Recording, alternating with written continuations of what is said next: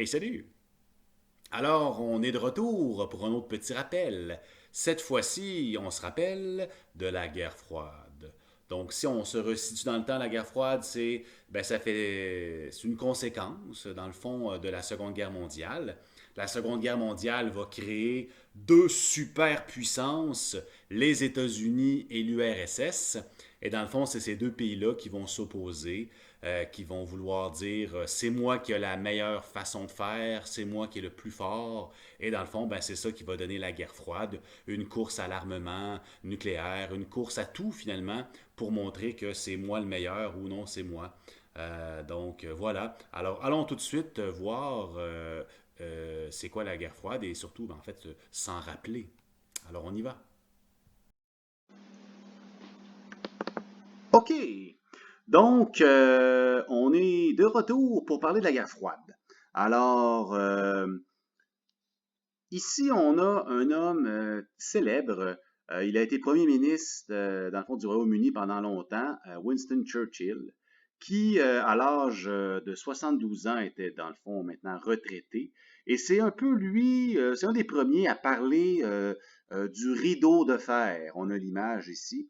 Le rideau de fer, qui est un petit peu l'image qui montre que il est en train de se passer dans le monde une division entre le monde libre, on pourrait dire, et le monde moins libre, entre le capitalisme, qui serait le monde libre, et le communisme. Voilà. Alors, juste avant de commencer, une petite anecdote sur le signe de Peace and Love. Donc, à la base, c'est un certain Gerald Altum qui a combiné deux lettres de l'alphabet sémaphore. L'alphabet sémaphore, c'était utilisé dans la marine là, pour faire des signaux, des messages. C'est utilisé sur des porte-avions, là.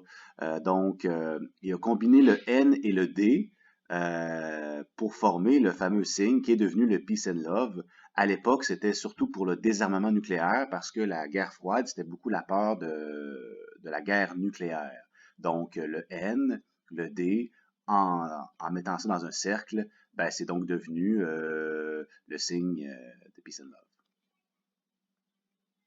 Love. Donc voilà. Alors la guerre froide, dans le fond, c'est vraiment une guerre qui oppose deux superpuissances, les États-Unis et l'URSS, qui ont une capacité de destruction énorme, qui sont divisées complètement par deux façons de voir le monde. La façon capitaliste et la façon communiste. Il n'y a rien de plus différent que ça. C'est la recherche du profit individuel versus le partage des richesses égales pour tous.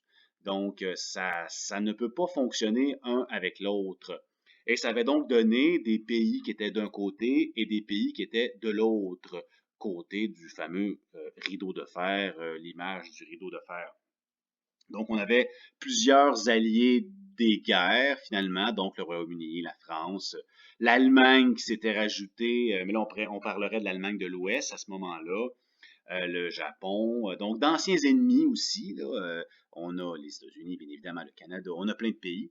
Et de l'autre côté, eh bien, tu avais beaucoup de pays de l'Europe de l'Est, Cuba, la Chine, on pourrait parler de l'Allemagne de l'Est, etc. Donc, et chacun s'était créé des alliances au cas où. Alors, on était toujours proche d'une autre guerre mondiale, finalement, d'une autre peur de ça, et c'était beaucoup la peur du nucléaire. Donc, la peur d'une guerre nucléaire, c'était la peur qui pouvait qui pouvait déranger la vie de tous les jours. Alors évidemment, si je parle de en ce moment, c'est facile là, de savoir c'est quoi la peur qu'on a. C'est la peur du fameux virus. Là. Donc là, on a tous peur d'attraper ça et tout ça. On fait attention, on reste chez nous, on se lave les mains, etc. Mais c'est toujours en arrière de notre tête. On a peur d'attraper ça. Ou on a peur peut-être de le donner. Bon.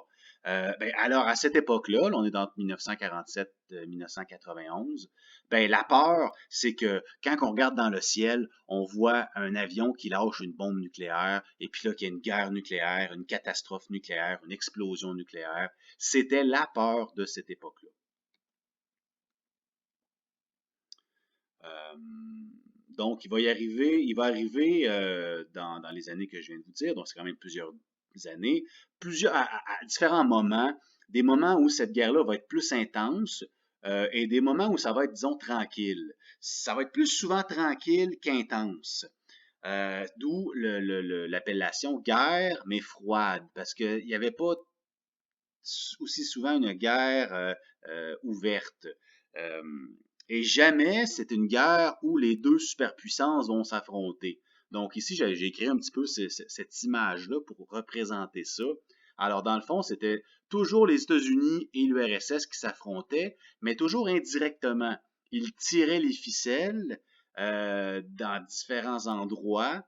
Les États-Unis pouvaient armer un côté, l'URSS pouvait armer l'autre côté. Donc, c'était ces pays-là qui s'affrontaient. C'était pas l'URSS et les États-Unis directement, mais dans le fond, c'était eux qui tiraient les ficelles. Et si la situation avait été que les États-Unis et l'URSS s'affrontaient directement, ben là, ça aurait facilement mené à une guerre mondiale et une guerre nucléaire.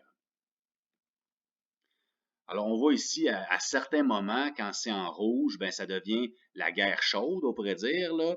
Mais les autres moments, c'était plus la guerre froide. Donc, toujours une compétition, toujours une guerre entre les États-Unis et l'URSS.